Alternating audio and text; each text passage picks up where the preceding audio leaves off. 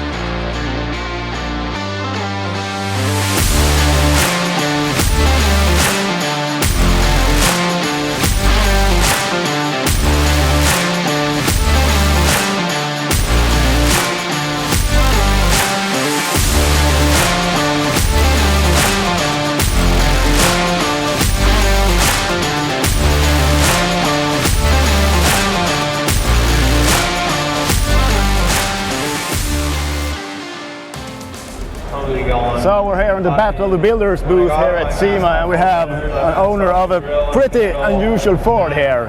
What's your name and where you're from? My name's Kevin Huth. I'm from Windsor, Ontario, Canada. Okay, so what is this? So this is actually a Canadian-spec Merkur XR4Ti. Okay. So it'd be like your Sierras or I guess the RS500 Cosworths and stuff like that. Yeah. All right. So obviously a lot of bodywork and interior. Can you tell us what have you done to this car? So pretty much every panel's been touched at some point or something's been modified. We started by taking out that ugly C-pillar and actually sinking in Cosworth glass. So we sourced this from the UK and brought this over. After that, we 3D scanned the car, and we had a rendering done of this body kit and made like an RS500 body kit for it. Just inspired by, I should say. We tucked the bumpers in to make it look a little bit more modern and a little bit shorter of a car. So we have molds for all the body kit, and we actually had to 3D print the rear flares to make those work. But so what material do you 3D print in? I believe this is just like a, I'm not too sure actually. Like ABS, like a PL, or something? It's something like that, yeah. All right, so what about the engine setup? So the engine setup is a Ford Performance short block. So it uses it's basically based off of a 2.3 liter Eco Boost, but it's called a 2.3 liter Eco Beast. So it's a forged rotating assembly with a stock head, their camshafts, turbo, and throttle body. Okay. So it's actually the Ford Mustang driveline basically from like a 2015-16 Ford Mustang.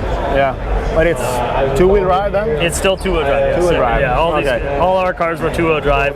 So then it goes to a TKX Tremec transmission, carbon fiber QA1 drive shaft, and then a Ford Super 8.8 rear end. Yeah, but when I see one of these, I think four-wheel drive. Yeah, exactly. Always. Right. Everyone. Unfortunately, that'd be a lot more engineering to make that work, and we wanted to keep it just.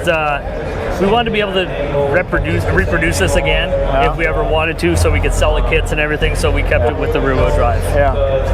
What about the interior? So the Recaro? Yeah, so actually they're Focus RS seats that we recovered in the blue leather, keep it monotone, kind of that 80s, early 90s feel, where everything is just one color on the inside. And then we went to like the classic Recaro fabric inside. We've updated gauges from Dakota Digital. We actually had a custom gauge made that are a mimic of the original Merkur ones, but they're all modern inside. And pretty much leather wrap everything. So that's great. Thank you. And what about the color? It's kind of unique color, but with the orange and the black mixed, it kind of pops out. So this is Area 51 blue from a Ford Bronco, Ford F-150, all that. Then we needed something to pull it out and really stand out. So we decided to do like a bright orange graphics on it, and just a little bit some subtle. This is like a little bit of gray and black, just subtle details. I like the little small detail on the rearview mirror.